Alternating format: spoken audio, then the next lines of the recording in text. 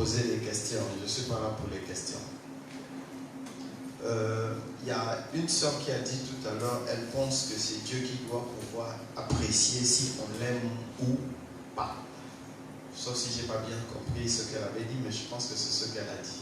Ou bien, en fait, quand tu es avec, on va parler dans le cadre normal, parce qu'il ne faut pas que je puisse vous donner un morceau pour que vous rentrez dans le cadre illégal. Quand tu es avec ton mari ou bien tu es avec ta femme, est-ce que c'est forcément l'autre qui doit apprécier qu'on l'aime ou bien toi-même quand tu es en couple tu sens qu'on t'aime? Comment vous, quand vous êtes en couple, je sais que vous avez tous été plus ou moins en couple, sauf Ornette, il est encore neuf. Voilà. Sinon tout le monde ici a déjà été en couple ou est en couple et vous sentez qu'on vous donne de l'amour. Vous le sentez. Et cet amour est démonstratif et déclaratif. En fait, Dieu aussi sait quand on lui donne l'amour et quand on ne lui donne pas. Puisque l'amour de Dieu se démontre par l'attitude que tu as envers Dieu.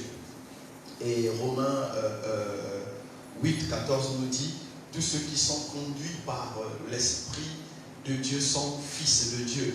Et l'Esprit de Dieu, c'est l'Esprit de sainteté et l'Esprit d'amour. Donc quand cela est en toi, Dieu se retrouve automatiquement en toi.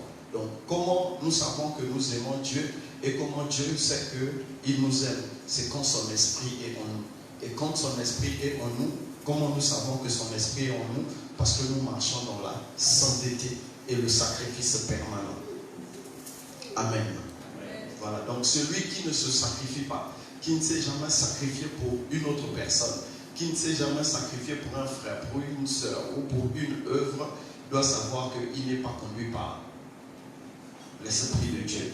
Celui qui n'aime pas vivre dans la sainteté, qui aime les mauvaises choses, les critiques, les choses que vous connaissez là, les rapports sexuels hors mariage, les vols, l'escroquerie, doit savoir qu'il n'est pas conduit par l'Esprit de Dieu. Donc l'amour de Dieu n'est pas conduit. Donc nous reconnaissons que nous sommes conduits par l'Esprit de Dieu parce que l'Esprit de Dieu est à l'intérieur de nous. C'est pourquoi Paul pouvait dire, ce n'est plus moi qui vis, mais c'est l'Esprit, c'est le Christ qui vit en moi. Comment il savait que le Christ vivait en lui? Parce que ce n'était plus sa volonté qu'il faisait, mais c'était la volonté de Dieu. Amen. Amen. Amen. Amen. Amen. Venez sur les premières chaises. Pourquoi vous vous mettez derrière? Vous avez peur? Je ne vais pas vous interroger. Amen. Le thème que nous avons partagé au cours de la semaine, oui, on a partagé ça au cours de la semaine, pour ce mercredi, c'est le disciple que Jésus aimait le plus. Amen. Ne vous en faites pas, on ne va pas passer notre temps à parler de quelqu'un, on va parler de Dieu avec nous. Amen.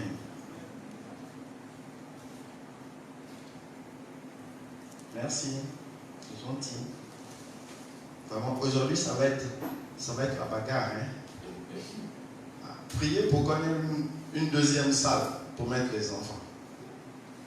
Vous voyez, non? Avant, on était jeunes. Quand on a commencé, on ne savait pas que les bébés allaient venir.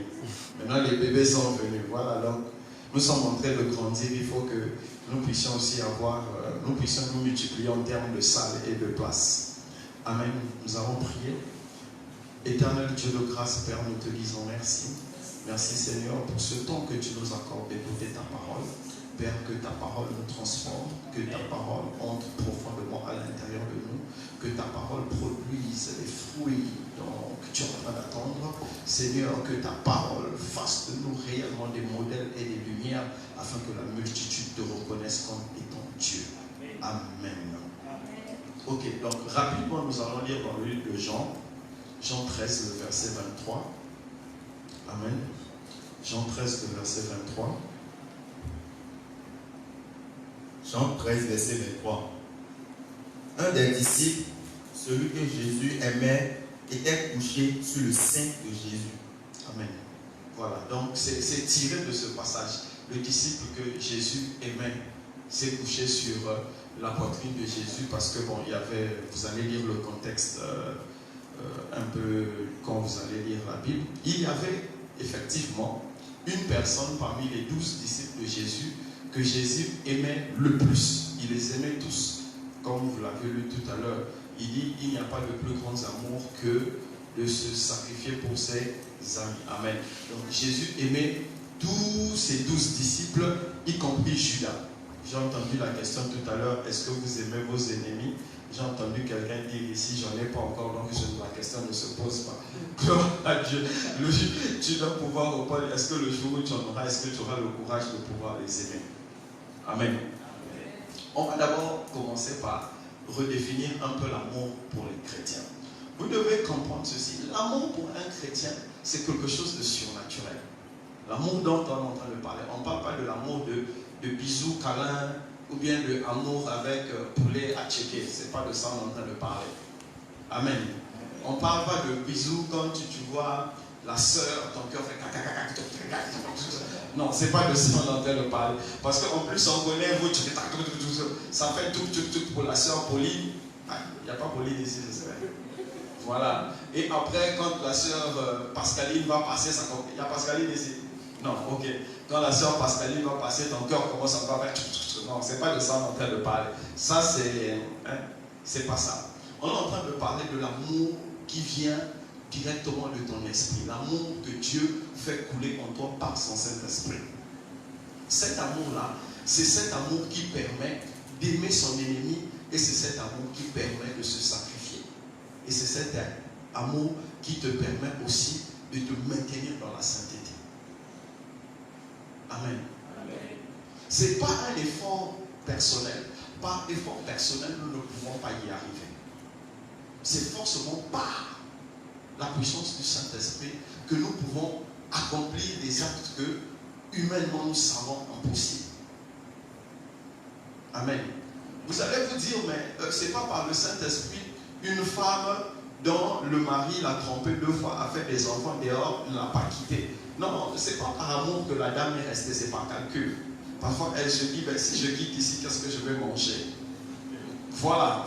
Oui, il faut comprendre. Il faut comprendre cela. Il y a des femmes, c'est vrai, elles travaillent, mais elles préfèrent le statut de Madame X. Donc, elle va accepter d'avaler les couleuvres pour rester Madame X. Je ne parle pas de cet amour-là, de supporter ces choses-là. Non. Vous savez, donner de l'amour à quelqu'un envers qui tu n'attends rien, c'est forcément surnaturel. C'est forcément surnaturel. Amen. Si Dieu ne te touche pas pour mettre cet amour en toi, tu ne peux pas. Qui a un frère ici? Un frère qui l'aime beaucoup. Il y a des gens ici qui n'aiment pas leur frère. Levez bien la main, vous avez honte de quoi?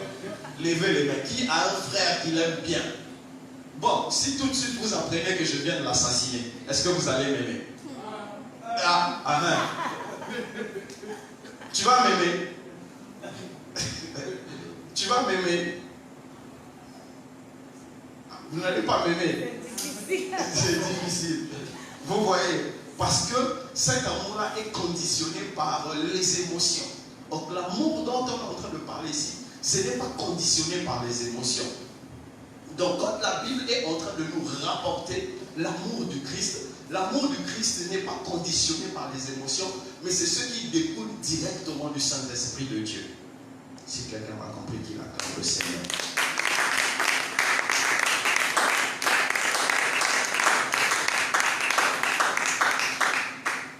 Le Christ est, on ne va pas parler le français très lourd là.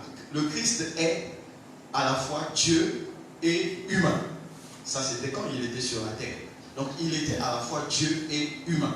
Amen. Et dans son humanité, il avait faim. Dans son humanité, il avait soif. Donc, tout ce que nous ressentons aujourd'hui, dans son humanité, il était en train de le ressentir. Et dans sa dimension humaine, le Christ s'est laissé approcher par beaucoup de gens, par plusieurs personnes. Amen. Vous savez, ce qui est difficile dans beaucoup de religions à comprendre, c'est quoi? C'est que Dieu décide d'être à la fois Dieu et d'être à la fois humain. En fait, ce qui était humain, il y a une loi que Dieu avait faite quand il a créé la terre. La terre appartient aux humains, donc aux personnes qui ont la chair. la terre appartient. Donc Dieu lui-même ne pouvait pas venir sur terre tant qu'il ne pouvait pas revêtir une chair. Parce que tu ne peux pas agir sur terre tant que tu n'es pas revêtu d'une chair. Mais quand vous lisez bien votre Bible, on dit quoi? Que l'Esprit de Dieu est venu couvrir Marie et a créé à l'intérieur de Marie un individu. Donc l'Esprit du Christ n'est pas l'esprit hérité de Adam. C'est un esprit qui est venu directement de Dieu. Donc comme le premier Adam qui venait directement de Dieu, le Christ aussi venait directement de Dieu. Dans son esprit, dans son essence, dans son esprit, il était parfait comme Dieu. Amen. Dans son esprit, il était parfait comme Dieu ou comme Adam avant qu'il ne puisse pécher. Donc le Christ était parfait dès son origine. Amen.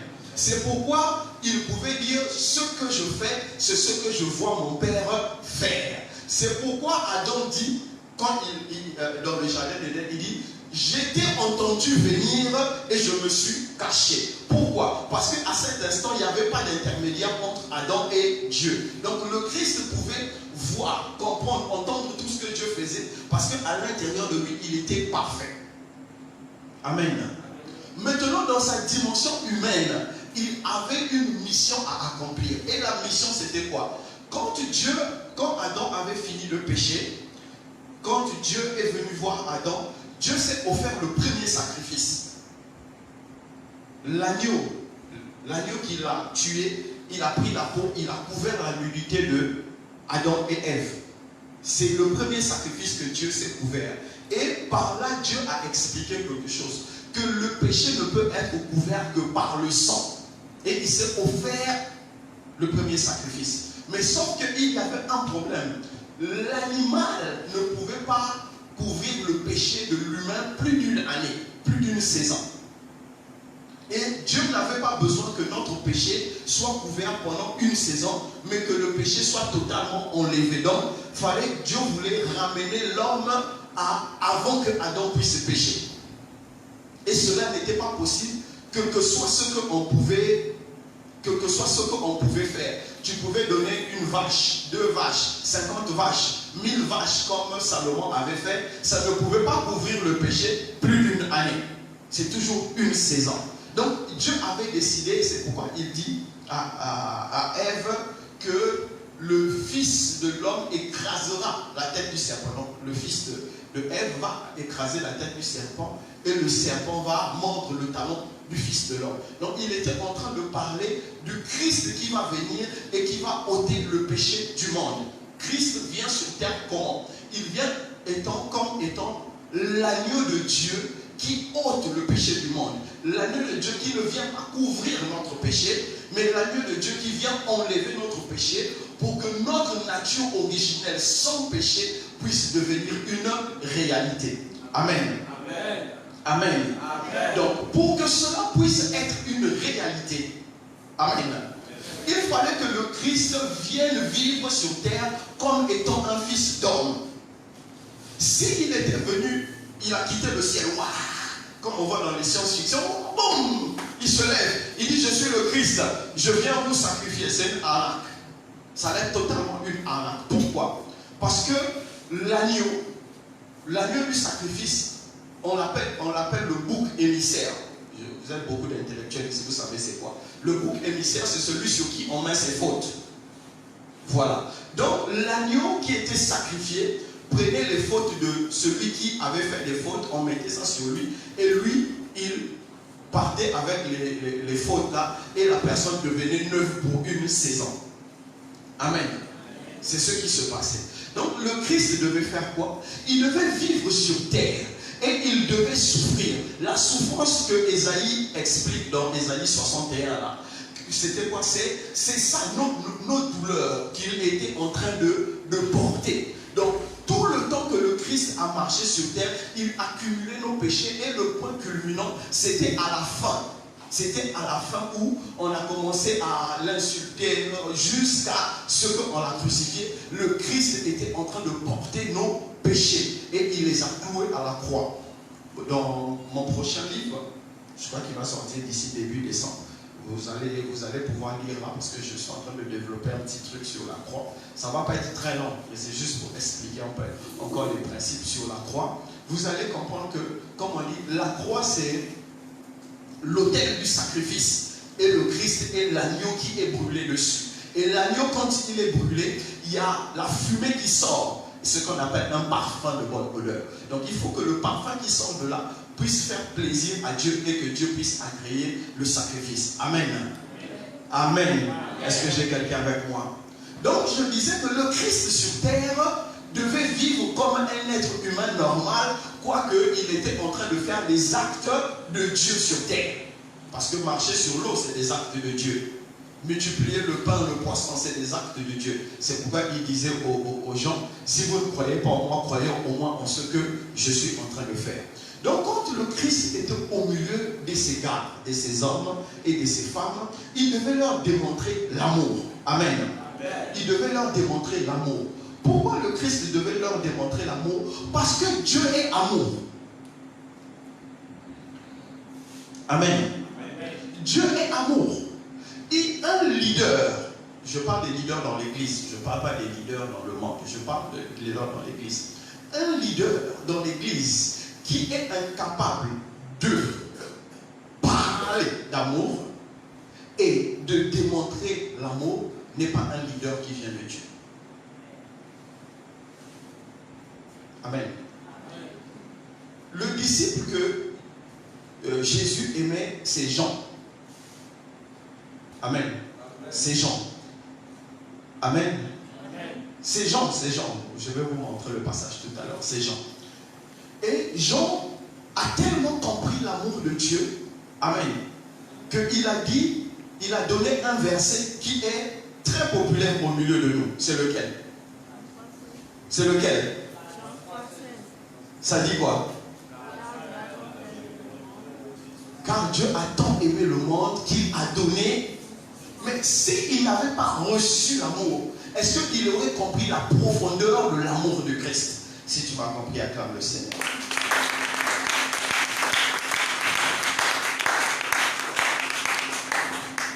Là, pardon, acclame d'abord le Seigneur.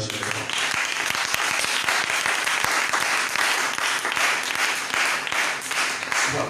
Donc, le Christ est dans un amour déclaratif et démonstratif. Les gars, pardon. J'ai entendu tout à l'heure, on vous a posé la question, tout le monde est en train de dire que l'amour, c'est l'amour des Africains. C'est toujours démonstratif. Parce que vous copiez vos pères et vos mères qui n'ont jamais dit à quelqu'un je t'aime. C'est ça. Ou bien je me trompe. Non, mais l'amour doit être aussi déclaratif. Un enfant a besoin d'entendre qu'on l'aime. Il n'a pas besoin seulement qu'on lui montre qu'on l'aime, mais il a besoin d'entendre aussi qu'on l'aime. C'est pourquoi on a beaucoup de sœurs qui sont tombées enceintes au mauvais moment. La première fois dans leur vie, elles ont entendu je t'aime, tout leur être a tressailli. Elles sont allées tomber enceintes. Amen, on va revenir après. Amen. Donc le Christ dans son humanité se laissait approcher. Comme nous voyons dans Matthieu 19, le verset 14, il a dit laissez les enfants venir à moi. Donc le Christ se laissait approcher. Pourquoi le Christ se laissait approcher même par les enfants? Parce que les enfants se sentaient en sécurité avec lui. Vous savez, quand un tonton est méchant, l'enfant ne s'approche jamais.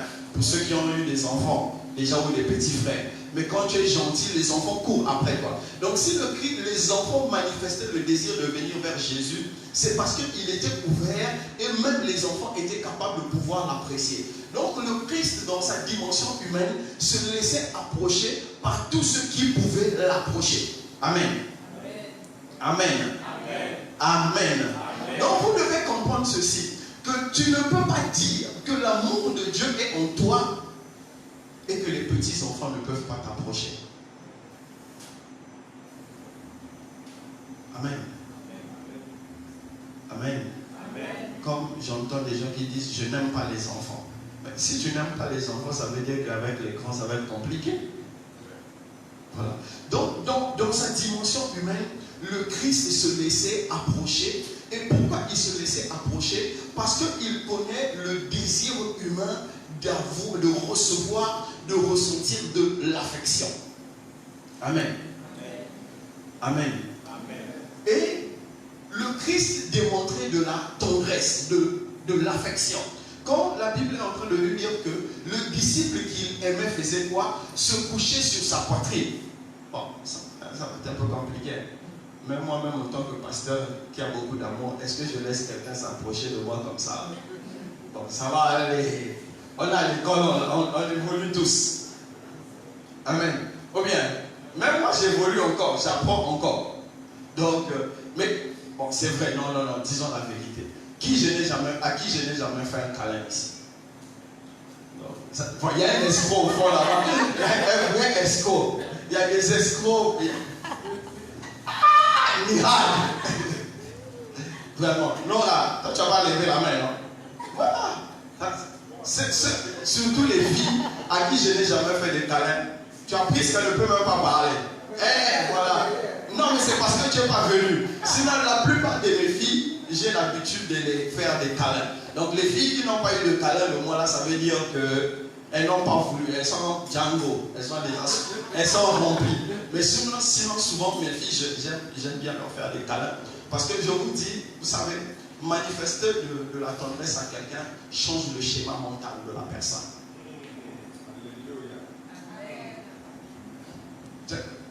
Quand tu sais que tu es haï, tu as une façon de penser. Et quand tu sais que tu es aimé, tu as une façon de penser.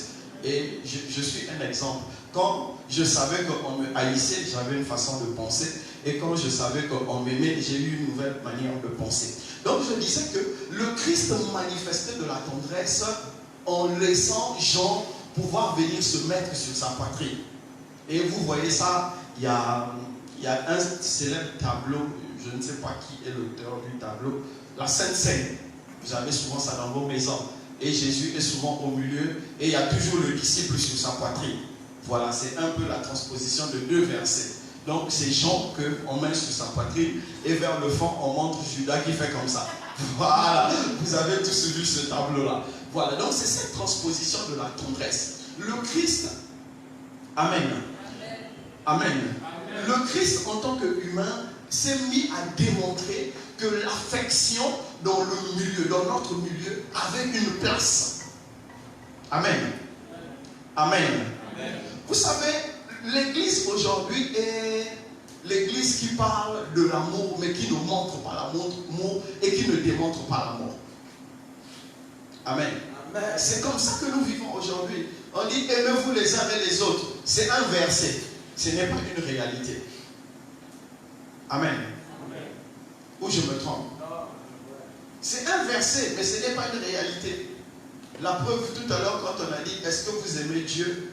Tout le monde a dit bon, on l'aime chacun à sa manière. Quand on a dit aimes-tu ton ennemi, là c'était pire. Quand j'ai dit je vais tuer ton frère, tu dois continuer à m'aimer. C'est sûr que les secondes qui suivaient, je suis moi-même mort. Pourquoi? Parce que tout simplement, pour nous l'amour c'est une déclaration, non une façon d'être. Et le Christ ici, avec son disciple Jean, est en train de nous démontrer que l'amour qui coule en nous n'est pas déclaratif, mais est démonstratif aussi. L'amour qui coule en nous, ce n'est pas un verset, mais c'est une façon d'être. Amen.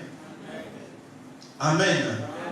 C'est une façon d'être. Vous savez, il y a des gens qui vont être gagnés à Christ, non pas parce que vous allez leur réciter tous les versets.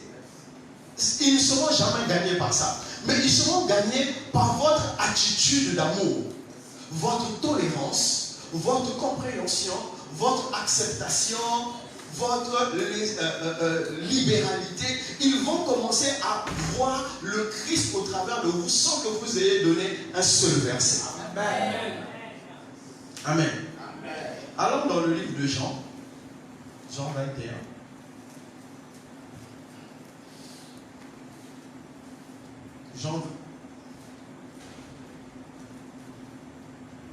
Jean 21, 20 à 24. Jean 21, verset 20 à 24. Pierre, s'étant retourné, vit venir après eux le disciple que Jésus aimait, celui qui, pendant le souper, s'était penché sur la poitrine de Jésus et avait dit, Seigneur, qui est celui qui te livre? Verset 21. En le voyant, Pierre dit à Jésus, et celui-ci, Seigneur, que lui arrivera-t-il? Verset 22. Jésus lui dit, si je veux qu'il demeure jusqu'à ce que je vienne, que n'importe, toi suis-moi. Verset 23. Là-dessus, le bruit courut parmi les frères que ce disciple ne mourrait point. Cependant, Jésus n'avait pas dit à Pierre, il ne mourrait point. Mais, si je veux qu'il demeure jusqu'à ce que je vienne, que n'importe. Verset 24. C'est ce disciple qui rend témoignage du Seigneur qui les a écrits. Et nous savons que ce témoignage est vrai. Amen. Que quelqu'un acclame la parole de Dieu.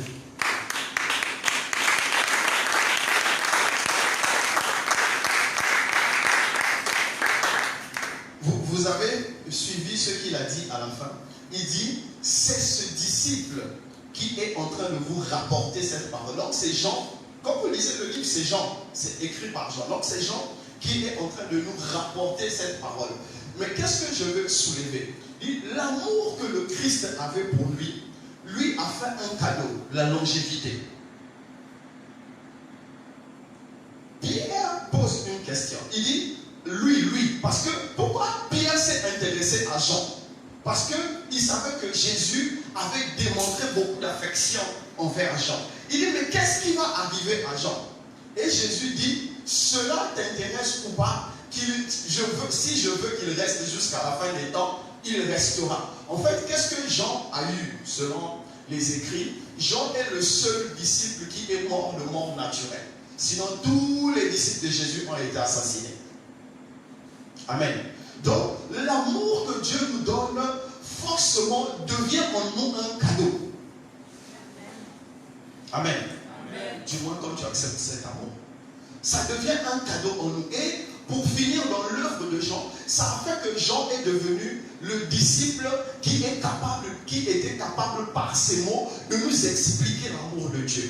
Quand ceux qui lisent vraiment la Bible, si vous avez des bonnes Bibles, en plus, que j'ajoute ça, pas les Bibles affamées, pas ça. Comme mes Bibles là, les grosses là. Mettez 25 000, 30 000 dans une Bible, vous n'allez pas regretter. C'est un bon investissement. Il y a des gens, j'ai dit 25 000, 30 000, ils ont ouvert les yeux.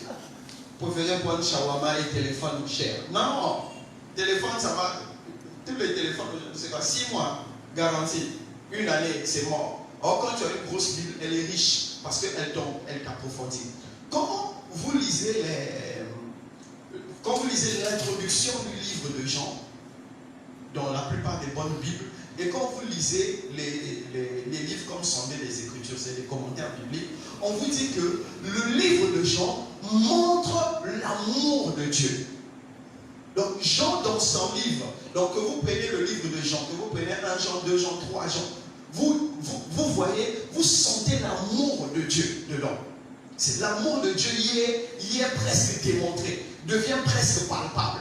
Mais pourquoi Jean était capable de le démontrer? C'est parce qu'il a reçu ce don-là de Dieu. Il a reçu ce don de Dieu et c'est ce qui lui permettait en fait, par ses écrits, de pouvoir démontrer l'amour de Dieu.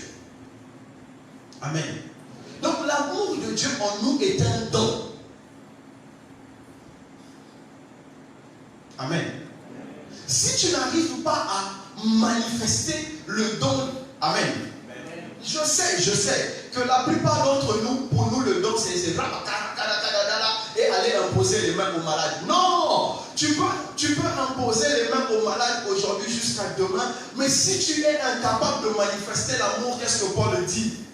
Tout ce que tu fais est vain. Pourquoi? Parce que l'amour dans chaque chrétien est le substrat sur lequel l'œuvre de Dieu se pose. Amen. Tu veux bâtir des grandes choses avec Dieu. Commence par bâtir l'amour.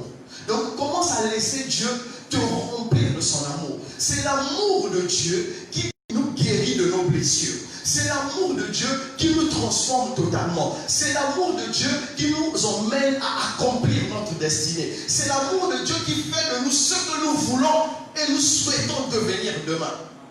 Donc, tant que cet amour de Dieu n'est pas en train de couler en nous, ça devient le principal obstacle de notre vie. Et c'est ce qui manque dans beaucoup d'églises. C'est pourquoi ils ont inventé beaucoup de démons. Amen. Si quelqu'un m'a compris, qu'il acclame le Seigneur.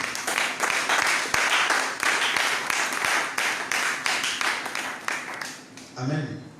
Il y avait le livre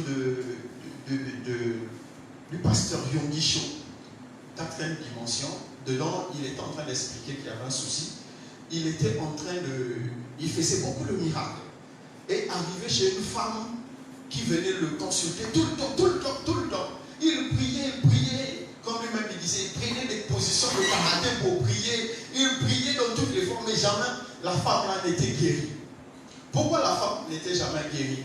Parce que il y avait quelque chose qui manquait, la compassion.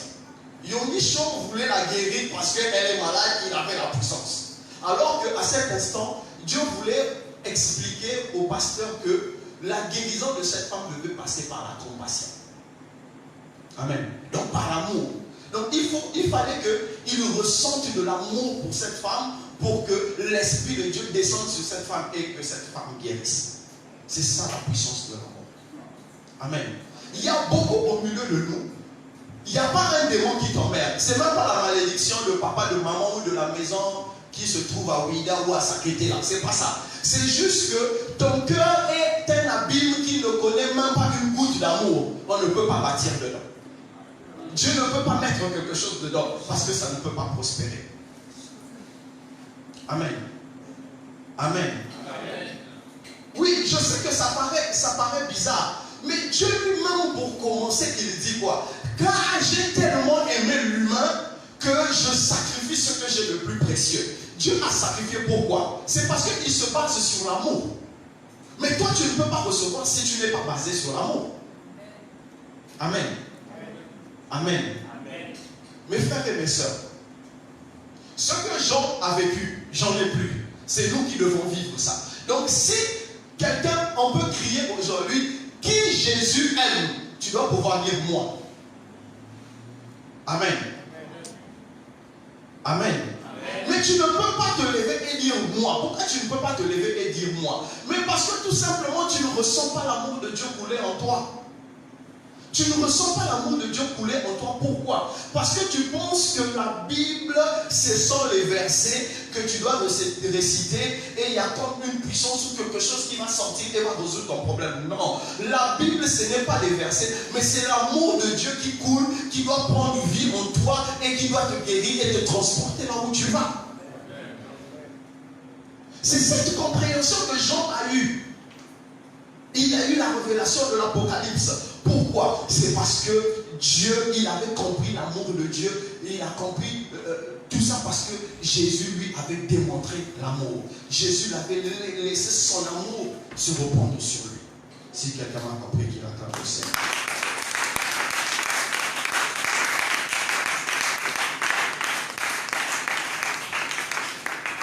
Amen. Allons toujours dans le livre de Jean 21. Jean 21, à partir de 17. Jean 21, verset 17. Il lui dit pour la 3e fois, Simon. Commence même à 16. Verset 16. Il lui dit une seconde fois, Simon. Commence donc à 15. Verset 15. Après qu'il eut mangé, Jésus dit à Simon Pierre, Simon, fils de Jonas, m'aimes-tu plus que ne m'aiment ceux-ci? Il lui répondit, oui Seigneur, tu sais que je t'aime. Pause. La question que Jésus a posée après sa résurrection, est-ce que vous avez reçu le Saint-Esprit? Est-ce que c'est la question qu'il a posée? Est-ce qu'il a dit, est-ce que vous parlez tous en langue? Ou bien est-ce qu'il a dit à Pierre, pourquoi tu m'as renié 3 fois? Reprends. Qu'est-ce qu'il a dit? Jésus dit à Simon Pierre, Simon, fils de Jonas, m'aimes-tu plus que ne m'aiment ceux-ci? Simon, fils de Jonas, est-ce que mon amour a trouvé vie à l'intérieur de toi? C'est ça la question qu'il lui pose. Continue le second verset. Il lui dit une seconde fois, Simon, fils de Jonas, m'aimes-tu? Pierre lui répondit, oui Seigneur, tu sais que je t'aime. Simon, fils de Jonas, Simon Pierre, fils de Jonas, est-ce que mon amour a pris vie dans ton cœur maintenant? Il a dit, Seigneur, toi-même tu le sais. Vas-y. Jésus lui dit, Père mes brebis. Verset 17. Il lui dit pour la troisième fois, Simon, fils de Jonas, m'aimes-tu? Pierre fut attristé de ce qu'il avait dit pour la troisième fois, m'aimes-tu? Et il lui répondit, Seigneur, tu sais toutes choses, tu sais que je t'aime. Jésus lui dit, Père mes brebis. Amen.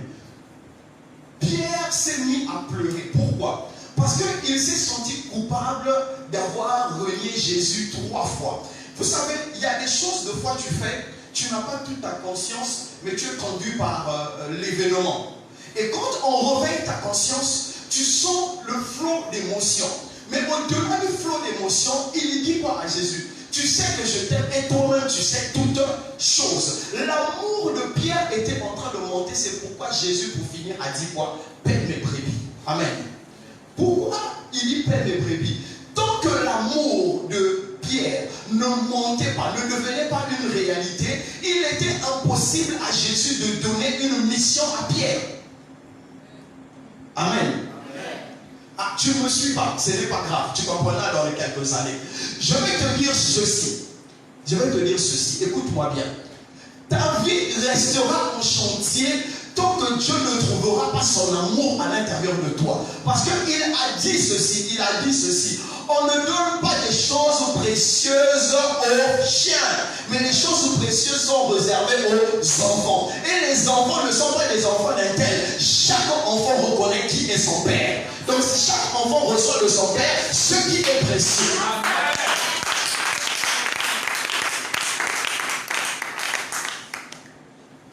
Quel est le type d'amour qui habite en toi? Aujourd'hui, comme je le disais, j'en ai plus là. C'est toi et moi. Est-ce que si Jésus nous posait la question, m'aimes-tu? Est-ce que tu seras capable de répondre? Amen. Si quelqu'un avec moi qui acclame le Seigneur.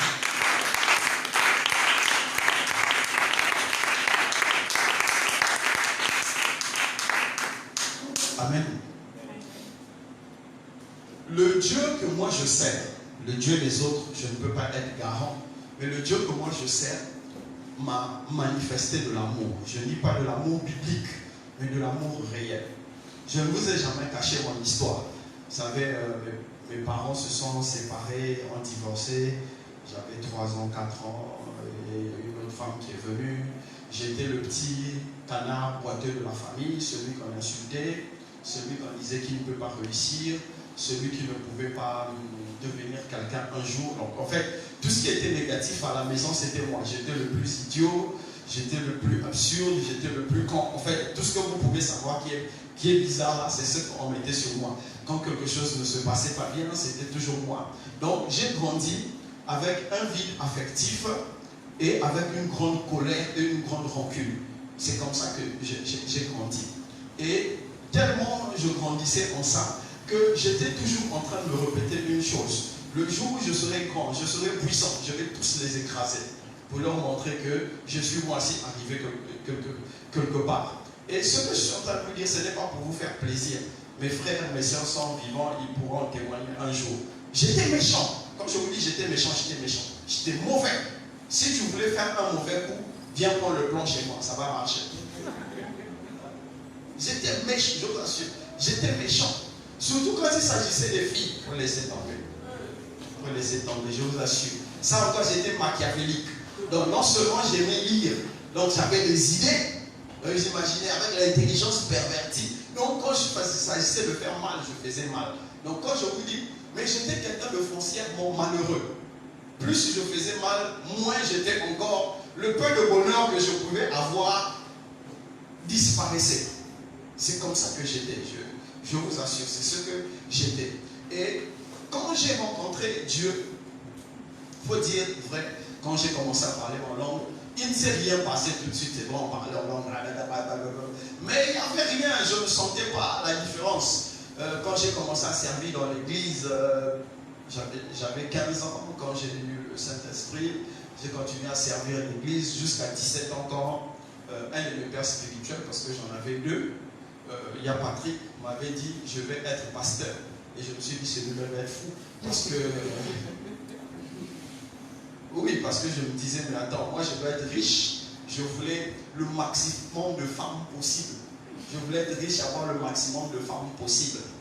C'est ça, c'était ça mon plaisir, c'était ça mon fantasme. Et je vous assure que j'étais parti dans un délire où je me disais, même s'il faut sacrifier 10 000, 20 000 personnes, j'étais prêt à les sacrifier pour devenir riche. J'étais dans des délires bizarres comme ça. Et si j'avais trouvé l'opportunité, j'allais déjà le faire. Dieu savait. Donc quand il me disait tout ça, je me disais, mais le gars il a des problèmes, moi j'ai devenu pasteur. En fait, on servait dans l'église parce qu'on se retrouvait dans un contexte où il fallait servir dans l'église. Et encore, bon, il y avait encore les sœurs. Donc, avantages. Voilà. Donc on ajoutait les avantages sur les avantages. On pensait que c'était des avantages, en fait c'était des inconvénients. Amen. Oui, c'est des inconvénients. Vous savez, quand tu connais Dieu et tu refuses de marcher dans la sainteté, ne pense pas que c'est des gains. Ce sont des pertes. Je peux t'expliquer en long et en large comment c'est des pertes. Mais plus tard, tu comprendras que ce sont des pertes que tu vas payer après, avant de monter. Donc si tu peux t'empêcher de payer ces pertes-là, il faut seulement avancer. Amen. Donc, ce que j'ai rencontré, moi, personnellement, c'est cette transformation radicale. Cette personne que je suis aujourd'hui, c'est pas quelqu'un, il n'y a pas quelqu'un qui est venu me dire un jour je t'aime, à part les filles que j'ai embrouillées à l'époque, qui me disaient je t'aime, à qui je promettais le mariage. Je pouvais, dans le même mois, je pouvais promettre le mariage à 40 filles. C'était pas grave. Je m'en foutais. Voilà. Donc, à part les je t'aime là, mais vous savez, ces je t'aime là n'ont pas d'impact parce que c'est pas partagé. Amen. Ces je t'aime là, je vous assure, c'est pas partagé. Ça n'a aucun impact sur vous. Vous êtes en train de mentir, ça n'a aucun impact sur vous. Ça va tenir 2 jours, 3 jours après, ça disparaît. Le seul je t'aime qui a l'impact sur toi, c'est la femme ou le mari que tu as épousé. Parce que la personne là s'engage avec toi dans ta galère, dans tes malheurs et autres. Là, le je t'aime là, ça change. Mais le je t'aime, je passe là. Où on va se retrouver dans un lit demain matin, après chacun prend son chemin. Ça n'impacte pas. Donc, j'ai connu tous ces je t'aime là, ça n'avait jamais impacté. En fait, je vous assure que j'ai vécu ça personnellement. Chaque fois que je partais avec des filles, j'avais compris quelque chose, je devenais plus malheureux. Et je crois que c'est à partir de ça, je ne sais pas, c'est comme ça que le Saint-Esprit a commencé à agir, mais ça a commencé à me remettre totalement en question. Et c'est là où j'ai commencé vraiment à entendre Dieu. Et quand j'ai commencé à entendre Dieu, tout a commencé à changer. Comme je veux dire entendre Dieu, ce n'est pas seulement lire la Bible, mais entendre Dieu avec l'oreille. J'ai entendu Dieu. Quand Dieu a commencé à me montrer des visions, des choses, quand Dieu a dit qu'il me change, il m'a radicalement changé. Donc, non seulement dans le physique, mais dans mon affectif, Dieu m'a totalement changé. Moi qui étais incapable de pouvoir dire à quelqu'un je t'aime, sauf si je vais t'escroquer, surtout les filles, je suis capable aujourd'hui de dire je t'aime quand je le ressens réellement. Je suis capable aujourd'hui de manifester cet amour. Mais quand vous me rencontrez, vous pensez que j'ai reçu ça de papa, j'ai reçu ça de maman, j'ai reçu ça d'un oncle, d'une tante, personne. Il n'y a personne sur cette terre aujourd'hui qui peut se lever et dire qu'il a reçu cet amour venant de moi. C'est pourquoi il déborde d'amour. Cette personne n'existe pas, si ce n'est Dieu. C'est Dieu qui m'a rempli aujourd'hui d'amour. C'est pourquoi je suis tolérant. Je suis accessible. Vous connaissez combien de pasteurs ici que vous pouvez appeler à 2 heures qui va répondre? Combien de pasteurs vous connaissez? Je le fais. Vous croyez que je le fais, c'est parce que je veux être bien vu? Non. C'est parce que c'est la nouvelle nature que Dieu m'a donnée. Dans ma maison, les gens viennent et mangent. Ils viennent et mangent à l'improviste. C'est parce que je suis milliardaire? Non. C'est parce que je sais une chose, c'est que c'est ce que Dieu veut que je fasse. Et je le sens au très fond de moi. C'est l'homme-là que Dieu a transformé. Et c'est l'homme-là que Dieu a donné. Et si Dieu l'a fait pour moi, il est capable de le faire pour toi. Amen. Il est capable de te guérir. Mais il faut bien que tu décides que l'amour que tu reçois, tu dois te construire autour. Parce que te construire, c'est une décision personnelle. Si tu refuses de te construire autour, tu seras toujours dans l'attente de l'amour démonstratif. Comme maman, entre nous, on n'a qu'à se dire la vérité. Qui peut me lever la main et me dire sa mère lui a dit un jour je t'aime? Qui? Fallait même pas lever la main. Une seule personne de nous tous là. Bon, qui ici là peut nous lever la main et dire son père l'a dit je t'aime? Toujours la même personne. Vraiment. C'est la seule personne. Bon, si ses parents sont nés de nouveau. Vous comprenez maintenant? Voilà. Ils sont nés de nouveau. Mais pour nous tous ici, il n'y a aucune mère, aucun père ne s'est levé pour dire oh mon fils, je t'aime, viens. Non. C'est toi. Tu as fait ça. Voilà. Ou tu vas en Liban. Tu as quoi? Pourquoi tu es fâché? Bon, tiens 10 000, va t'acheter quelque chose. Là tu dis ah papa m'aime. Ou bien ah tiens, j'ai acheté des tissus là. Vous déposez chez le couturier. Donc on est toujours dans cette démonstration d'amour. Et comme la déclaration montre, on se sent perpétuellement en insécurité. Et le Christ aujourd'hui nous permet de sortir de cette insécurité. Nous sommes un groupe. Nous sommes ce qu'on appelle l'Église. Et l'Église, dans l'Église, nous sommes liés les uns et les autres par l'amour. Amen. Le Saint-Esprit coulant sur nous fait couler sur nous l'amour. Et l'amour du Saint-Esprit doit nous donner l'intelligence, la vision de pouvoir nous construire selon l'amour de Dieu. Même quand le pasteur est incapable de te dire je t'aime, mais quand tu ressens dans le lieu où tu pries que l'amour de Dieu est en train de couler, il faut juste demander au Seigneur de t'aider à te construire autour de cet amour. Parce que cet amour-là, ce n'est pas des versets bibliques, mais c'est une réalité de Dieu qui descend en toi, qui doit pouvoir te transformer. Amen. Ce que je suis en train de vous dire, c'est des choses que les gens n'arrivent pas à enseigner dans les églises parce que la plupart des pasteurs eux-mêmes n'ont pas expérimenté cela. Il y a beaucoup de pasteurs qui ne sont pas guéris. Je vous en parle parce que je suis totalement guéri. L'amour, on ne peut plus me phaser avec l'amour. Ça, c'est fini. Je suis rempli d'amour. Quel que soit ce que tu vas me faire, je vais pardonner. Bon, sauf il y a certains, hein, pour donner les leçons. Pour donner les leçons aux autres, là, on va les sécher jusqu'à la racine.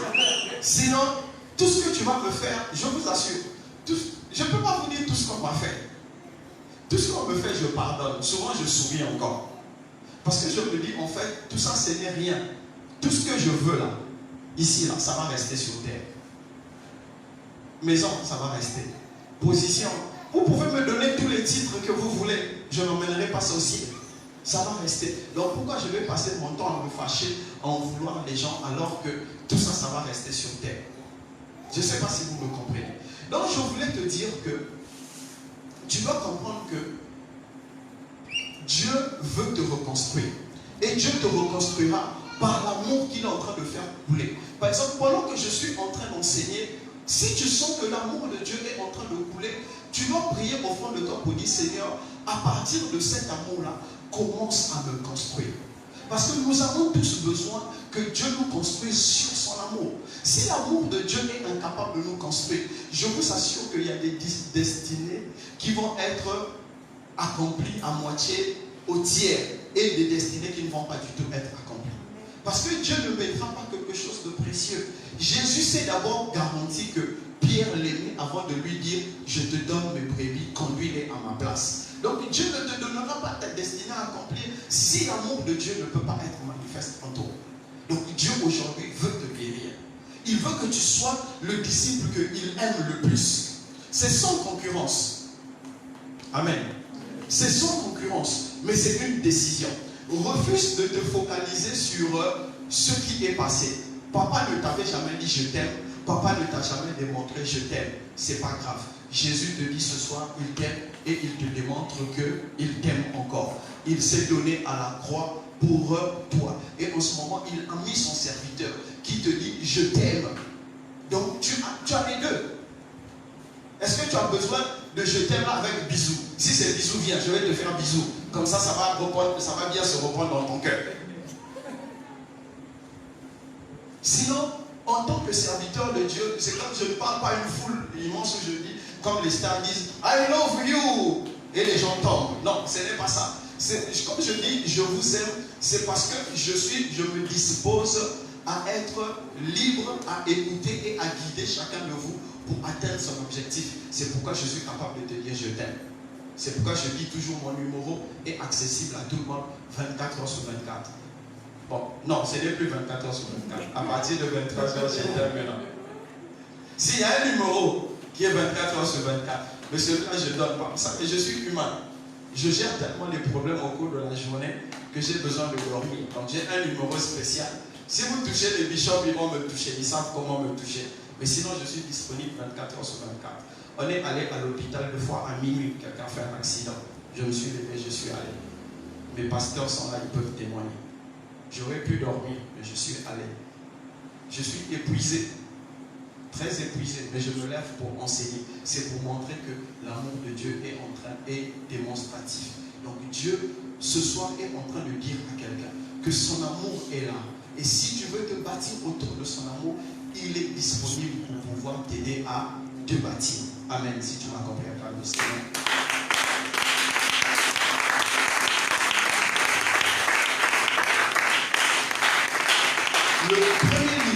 Le premier niveau qui permet de te montrer que tu es en train de te construire dans l'amour de Dieu, c'est avoir la capacité d'écouter les autres. Écouter les autres. Je sais que ça vous paraît bizarre, mais comment écouter les autres va te montrer que tu commences à te guérir.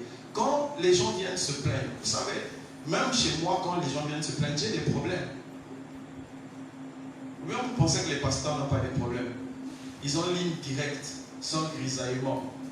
Le réseau est toujours là avec le Christ. Quand il prie, le pain tombe du ciel. Vous pensez que c'est ça? Non. Le pasteur aussi a besoin de croire pour voir le miracle. Le pasteur aussi jeûne pour être bien disposé pour faire l'œuvre de Dieu. Donc, je peux vous dire que quand tu apprends à écouter, quand les autres se plaignent, quand tu écoutes, ça veut dire que tu apprends à reconforter. Et quand tu apprends à reconforter les autres, ça veut dire que tu es en train de guérir de l'amour. Celui qui n'arrive pas à écouter ne peut pas soutenir. Celui qui ne soutient pas ne peut pas aimer. Si tu m'as compris, acclame le Seigneur. Le deuxième degré qui te montrera, ou qui te montre que tu es en train de guérir dans ton amour, c'est quand tu sais donner sans attendre en retour. La maladie de l'église francophone, c'est on ne donne pas. Ça, c'est la maladie de l'église francophone. L'église francophone n'aime pas donner. Pourquoi l'église francophone n'aime pas donner? Parce que nous n'avons jamais reçu. Amen. Parce que nous n'avons jamais reçu, c'est pourquoi nous n'aimons pas donner. Mais nous devons comprendre ceci. Amen. Que dans la marche avec Dieu, tu n'as pas besoin d'avoir un modèle, un précurseur. Tu peux toi devenir le modèle. Ce qu'on ne t'a pas donné, tu peux être celui qui donne. Amen. Ne cherchez pas pour, comme moi on ne m'a pas donné, moi aussi je ne veux pas donner. Non, ça c'est l'attitude de l'égoïsme. Quand tu es rempli d'amour, tu apprends à donner. C'est pourquoi Jésus dit, quand quelqu'un te frappe à la joue gauche, donne-lui la joue droite. Et quand quelqu'un veut se battre pour ta tunique, donne-la lui. Pourquoi? C'est ça. Apprendre à donner sans attendre quelque chose en retour. Quand tu réussis ça, ça veut dire que l'amour de Dieu est en train de se répandre dans ton cœur. Et ça, c'est le plus grand travail que l'église francophone doit faire. Nous n'aimons pas donner et nous ne savons pas donner. Mais vous ne pouvez pas ne pas donner et attendre que Dieu vous donne. Amen. Amen. Amen. Vous ne pouvez, vous savez, j'ai fait une courte exhortation tout à l'heure sur le forum WhatsApp et j'étais en train de montrer, j'avais vu une de mes tenues, anciennes tenues, que que j'ai gardé pendant une année. C'était la seule bonne tenue que j'avais. Toutes les conférences, on me voyait, j'étais dans cette tenue-là. Donc quand je finissais, je mettais ça au soleil, ça prenait bien le soleil, je mettais ça bien dans un endroit. Et quand j'avais une autre conférence, je sortais avec ça. C'était la seule bonne tenue que j'avais. Mais quand tu me voyais, tu ne pouvais pas savoir que c'était la seule bonne tenue que j'avais. Et j'ai expliqué ça sur le... Ceux qui ne sont pas sur notre WhatsApp, demandez qu'on vous ajoute, vous pourrez lire ça. Vous savez, cette période-là, je m'en foutais des habits. Je m'en foutais des habits parce que je ne suis pas né d'une famille pauvre. Je ne suis pas né d'une famille pauvre. Je m'en foutais des habits, même si c'est tout ce qui me restait, le potable, le portable, je m'en foutais de ça. Pourquoi? Parce que ce qu'il y avait dans mon cœur, c'était plus de Dieu. J'attendais plus de Dieu que je n'attendais des habits. Mais au bout d'un moment, j'avais compris quelque chose. J'ai commencé à partager tout ce que je trouvais qui était potable. Tous les habits que je trouvais potables, je commençais à les partager. Je les ai partagés. Cette tenue-là, ma femme était en train de me dire tout à l'heure que j'ai donné ça à un frère pasteur. L'ensemble des tenues là, bleu, marron, noir, j'avais tout envoyé ça à un frère qui est pasteur. Je lui ai dit, bon, il faut aller te démontrer là-bas avec les habits. Comme j'ai commencé à donner, je vous assure, quand j'ai commencé à donner tous ces habits-là, sans savoir si j'en aurais d'autres, Dieu a fait grâce. Je me retrouvais presque chaque semaine ou chaque mois avec 4 ou 5 tenues qu'on me faisait coudre, qu'on venait me donner. Et comme on ne me faisait pas coudre, il y avait toujours quelqu'un que Dieu disposait pour emmener un tissu pour qu'on puisse me coudre quelque chose. J'ai expérimenté ça. J'expérimente ça jusqu'encore aujourd'hui. Parce que j'ai appris à donner. Mais ça, c'est des habits. Mais il y a autre chose. Je donne aussi l'argent. Ça, n'en parlons même pas. Ça, c'est presque chaque semaine que tu as toujours un problème que tu dois résoudre. Tout à l'heure, il y a Isaac que j'ai rencontré quand je suis allé me coiffer. Isaac, celui qui s'est assis dehors. Je l'ai rencontré, j'étais chez le coiffeur et je l'ai vu marcher sous le soleil. Je n'étais pas trop sûr que c'était lui. J'ai envoyé le coiffeur. J'ai dit, crie Isaac. Si le gars se trouve, on sait que c'est lui. Il a crié Isaac, le gars est venu et je lui ai dit, ah, tu vas à pied? Il m'a dit oui, je fais aller-retour à pied. Il ne m'a rien demandé, je l'ai regardé, j'ai mis dans la poche, je lui ai donné, j'ai dit paye le zèle. Il ne m'a rien demandé, c'est moi qui l'ai vu. J'aurais pu le saluer et continuer, mais j'ai voulu faire ce geste parce que j'admire le courage. Le sacrifice est important, surtout les hommes. Vous devez apprendre à faire des sacrifices pour avoir une grande vie demain. Ne pensez pas que jeûner et prier sans sacrifice donne une grande destinée. Non, on n'accomplit pas une grande destinée avec le jeûne et la prière, mais c'est plus le sacrifice. Amen. Donc, je donne tout ce que je peux donner là, et que je suis dans la capacité de donner, je donne. Donc, mes frères et mes sœurs, apprenez à donner. Quand vous allez donner, Dieu vous donnera en retour, parce que Dieu ne doit jamais personne. Pour finir, la forme la plus ultime, c'est pousser les autres à devenir plus grands que vous. Vous devez supporter que les gens qui étaient en bas vous rattrapent, vous dépassent. Et quand ils vous dépassent encore, vous les poussez pour qu'ils aillent plus loin. Vous devez apprendre ça. Quand quelqu'un te surpasse, quand il te dépasse, il te laisse loin et il est encore ingrat pour finir, il faut dire gloire à Dieu. Parce que toi, tu reconnais que tu as fait, même si lui ne reconnaît pas que tu as fait. Dieu aime ceux qui donnent et qui n'attendent rien en retour. Et la forme ultime de donner, c'est pousser les autres à devenir plus grands que vous. Vous devez, en tant que chrétien, c'est la puissance de l'Église. Nous devons apprendre à donner des chances à un frère, à une sœur, de devenir quelqu'un que nous ne pouvons pas devenir. Nous devons apprendre à laisser notre propre frère, à laisser notre propre sœur, mais à pousser un inconnu à devenir quelqu'un. Parce que vous savez, quand vous poussez un inconnu à devenir quelqu'un, même si lui il est ingrat, un jour quelqu'un se lèvera et poussera ton enfant ou ton petit enfant plus haut que là où toi tu n'as pu pousser quelqu'un. Pourquoi? Parce que tous les bienfaits que nous faisons ne peuvent pas se perdre. Ça se perd aujourd'hui dans l'église. Pourquoi? Parce que nous sommes devenus trop égoïstes et nous refusons de vivre l'amour. Celui qui pousse un autre, il ne le fait pas par calcul, mais il le fait parce que l'amour de Dieu le remplit. Amen. Donc apprenez à pousser les autres. Apprenez à encourager les autres. Apprenez à donner aux autres. Apprenez à libérer les autres. Apprenez surtout à pardonner. vous-même et à pardonner vos frères. Et en ce moment-là, quand vous allez vous regarder, quand vous allez ouvrir votre Bible, quand vous allez vous regarder dans le miroir, vous allez vous poser une question. Qui est le disciple que Jésus aime le plus dans mon église? Tu te regarderas et tu diras, c'est moi. Pourquoi tu es capable de dire que c'est toi? C'est parce que quand tu regardes aux œuvres que tu es en train de faire, tu te rends compte que tu marches dans les pas de Christ. Si tu m'as compris, acclame le Seigneur.